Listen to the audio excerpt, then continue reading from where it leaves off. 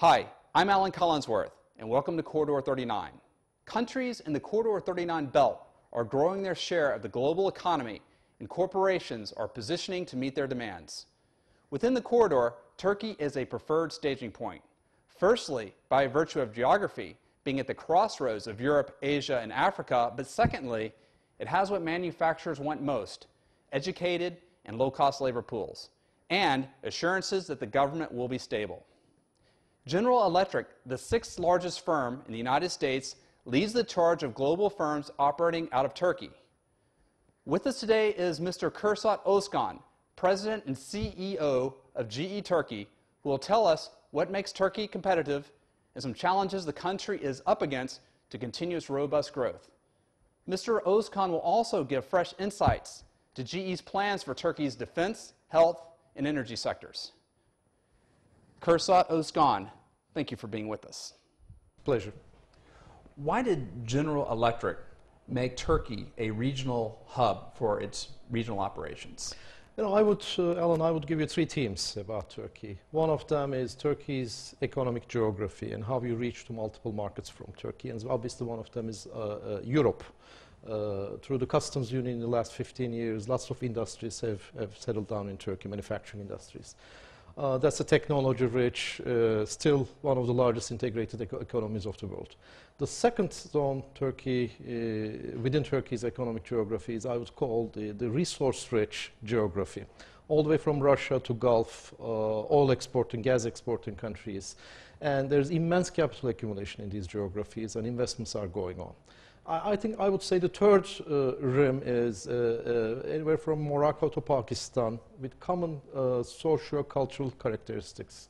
And they're in need of investments, not only capital, but also technology and know-how. So if you're running an operation in Turkey, any company, this would be the marketplace feeding the businesses in Turkey. That's the first theme. The second theme I would probably focus on is the developed private sector in Turkey. It's a diversified economy. Unfortunately, there's not much oil and gas, but that also helps building a diversified economy. In every sector, you can find great companies, very developed. You can partner, you can build alliances to go to market together. And I would say the third important thing is the talent in the market. It's a young, well-educated population. Again, almost in every segment of the business, you can find good people to work with. So those are the three things that and this talent pool you're talking about, they're willing to go to march into Iraq. They're prepared to go into Central Asia. Absolutely. I mean, culturally, I think a manager grown in Turkey, you can send them to Europe, you can send them to Central Asia, Middle East. I think culturally they would be a good fit, and it's a motivated workforce. Are there economic advantages to that? Is it less expensive to produce here? Make any investment, any manufacturing, engineering type of investment. There's also always that cost and productivity side. So the rates are competitive. I mean, you probably don't have the labor rates of India and China, but in medium-high technologies, medium-high value-added segment, it's a very competitive market. 10 years ago, Jim O'Neill of Goldman Sachs put together an investment analysis, and he identified the largest economies in terms of their population and also their land mass. Mm-hmm. And he came up with a trade bloc called as the BRICS. Mm-hmm. And the BRICS, as we know today, are the key emerging markets that portfolio managers are targeting. Mm-hmm. Now again, this is just talking about the size of the labor force and the geography. So Turkey doesn't have the numbers. That's right. And the size land mass actually to fall in that BRICS, but they do have a lot of good things going for them. But even still, foreign investment has not poured in like we hoped that it would. Yep. Even though it has 8%, it had 8 in 2010. It had an 8% growth rate.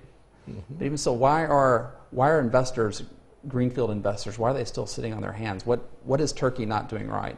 I mean, when you look at the BRIC countries, they are either resource rich or people rich. I mean, they have competitive, large-scale labor forces. And they also have sizable, huge populations, and there's a significant domestic market. If you only look at Turkey alone as Turkey, the size and the scale is not comparable to BRIC countries.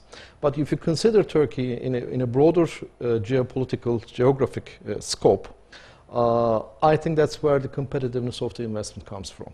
I think maybe we can put some self-criticism that as a company, if you look at only the country itself, but not look at the broader geography, you may get sidetracked.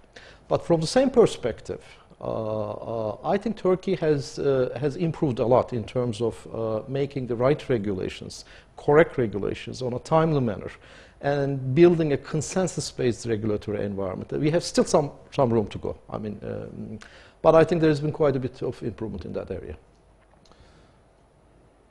Okay, but in terms of the regulatory environment, do you feel like it's I think there's room for improvement. I think, especially in the energy sector, I think the return on investments have to be more attractive. The feed-in tariffs and things like that. That's just an example.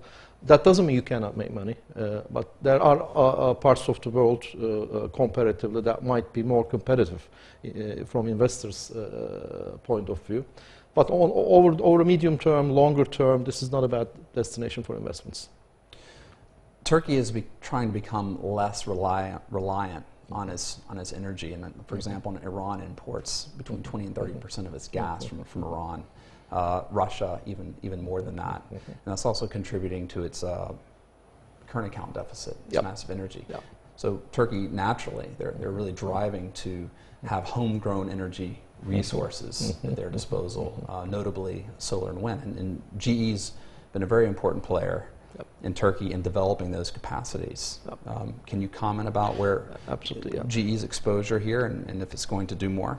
I mean, like any country, people look at three things around the energy. One is the energy security. Every country cares about.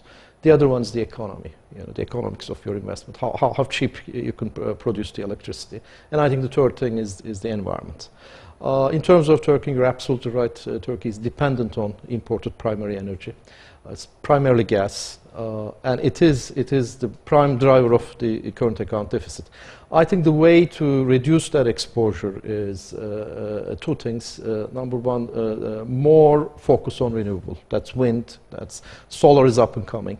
And when you look at our investments, our partnerships, we're putting a lot of emphasis on wind and solar, like the MedCap investment. Gas is also important because some of the manufacturing, some of the electric production is still done by older technologies, less efficient power plants. So modernization of these power plants will also have an impact on reducing the dependency on the gas. So those are the drivers. Is there a realistic aspiration that Turkey cuts its reliance on international energy imports? How long would it take for Turkey to make a serious dent in its energy imports? I mean, if you look at the next 10, 15, 20 years of the energy markets, we believe the gas will be a very dominant generation source for electricity all over the world. So it would be, realistically, there will be some dependence on natural gas in many countries, in many geographies. But along with that, I think Turkey can do a lot around wind energy, and solar is becoming more and more competitive with new technologies, with more efficiencies. And Turkey also can use what the country has learned in building the infrastructure in the adjacent geographies. For example, if the companies in Turkey are experienced in building power plants, hybrid power plants with solar and everything, that experience can be leveraged in other geographies, especially in the geographies where you have a lot of sunlight. Even if you are a gas-producing country, using less gas for your own electricity generation is a good thing economically, so that they can export it with better margins. So there is a lot of interest in those type of things. Well, there's been a number of privatizations in the energy sector in Turkey, but foreign investors have not been so keen. Very few have even made bids. Why is this? I think it's the price and economics thing. What looks like, when you look at the distribution privatizations of last year or so, the prices were quite high. That's one thing. The second thing is, I think the domestic players have been quite aggressive in competing in these things. But I still believe the know-how of distribution business, merchant business, is much needed because the private electric utility business in Turkey is relatively new. So I expect more investors from Europe and other geographies because, for example, if you're an electric utility in Europe, This is one of the places I expect them to come to grow, because there's still growth, is about 7% growth in the market every year. Rating agencies, Moody's specifically, has given Turkey an investment grade rating of BA2, sub-investment grade. Do you agree with Moody's assessment? Do you believe that Turkey isn't quite investment grade, or do you think it's investment grade? You know, I'm not an economist, so I wouldn't be very comfortable in pure economic terms. But when we are making an investment, we look at the specifics of that project and whether you can get some reasonable return from your investment and you have prospects to grow. That's how we look at our investments. Maybe we are looking in a more micro level, sector-specific level. So far, what we have done over here have been quite successful, and I think that's how I would look at the investment environment. I guess another way to look at Turkey, whether being investment grade, I think it's good to look at to a reference point. That's right. Regionally, Turkey's looking very good. Some people even call it a star or even island of stability in a region of chaos, looking 360 degrees, even west towards Europe or Greece specifically. It's, is that a big advantage of Turkey, of actually being in such a region, of being perhaps the only area within a 1,000-mile radius that could sustain billion-dollar investments?